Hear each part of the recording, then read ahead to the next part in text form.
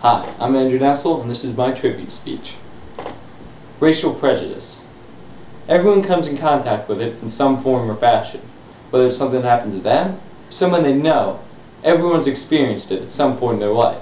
But usually, it only happens a few times. Sadly, this wasn't the case for Southern Africans. Now, from 1944 to 1994, Southern Africans had racial prejudice forced upon them every minute of every day because of the government-enforced apartheid laws. Now, these apartheid laws, basically a series of laws that separated people of different race, put them into different race groups. Now, the problem with this was that if you weren't in the white race group, you were essentially cast out from society. Now, many civil rights activists fought these apartheid laws, and one of them is Nelson Mandela. Nelson Mandela worked his whole life against the apartheid laws and all other forms of racial discrimination. Because of this, Nelson Mandela has become a hero and someone to look up to, especially for people who are oppressed because of their race or creed. Now, Nelson Mandela is a hero and is someone to be aspired to because of his work against apartheid and other racial discrimination, and because of his hero-like attributes and mindset that helped him to endure his struggles and to keep moving forward. In 1944, the white nationalist group imposed the apartheid laws against South Africa. Now, this white nationalist group was run by the white minority. The white minority was about 1/4 of the population, but they held 85% of the land and 75% of the wealth. Now, this was awful for the black majority, because now through the majority, and they hold barely any income, not unsubstantial amounts of land, and now because of the apartheid, they have nowhere to hold office or gain in social status. They can't enter they have poor education, and they at some points aren't even allowed to enter certain areas because they're white designated. Now, many people began to openly protest these, and one person was Nelson Mandela. Nelson Mandela joined the African National Congress, and he was put in charge of gathering volunteers for the cause. Now, he rallied thousands and thousands of people to protest against these laws. And soon, there were masses and masses of people making it known that they did not like these laws, and that these laws had to come to an end. Instead of listening, the government arrested Mandela and other ANC members and put them under house arrest. But Mandela didn't listen. Mandela continued to protest and gather masses and masses of people. Soon he became a substantial leader, but because of the growing protests, the government started reacting violently to anyone who was striking or protesting.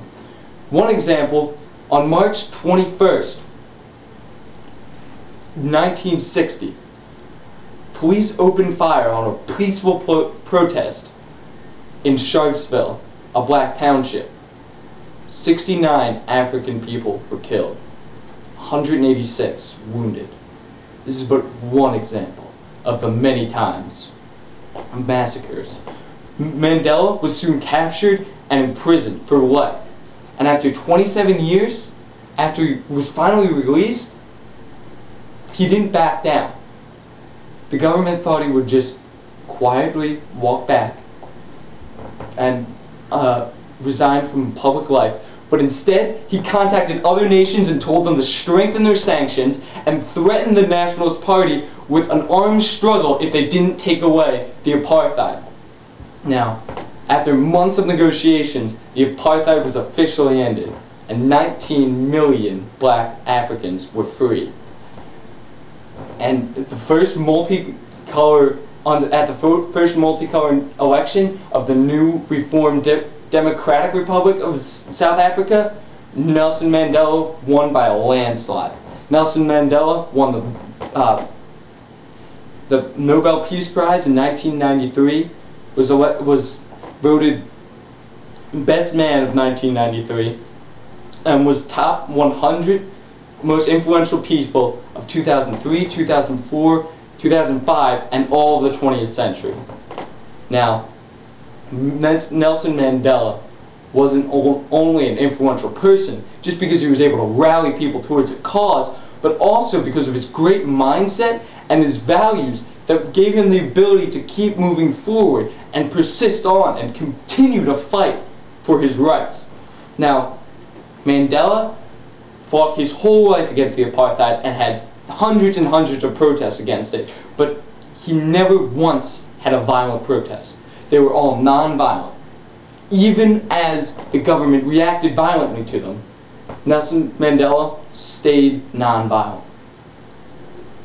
He was also incredibly courageous. Even as the government was attacking and killing other protesters around him, he still stood strong and continued to fight. Even after his imprisonment, Mandela wrote to different leaders of protests, encouraging them to continue forward and to keep protesting and fighting these laws. Mandela was in prison for 27 years in a small prison cell with almost no light, with dust all around him that caused him to go slightly blind. He was diagnosed with tuberculosis. He got barely any care, yet he still fought for the rights of Africans. He didn't stop just because of this. He was threatened with his life on multiple occasions, but he kept fighting it. He didn't stop. Because of this, because of his work against these social injustices, he's become a hero in South Africa. But he shouldn't only be a hero in South Africa. No, he should be a hero everywhere, to everyone, across the world. He is one of the greatest heroes of our time.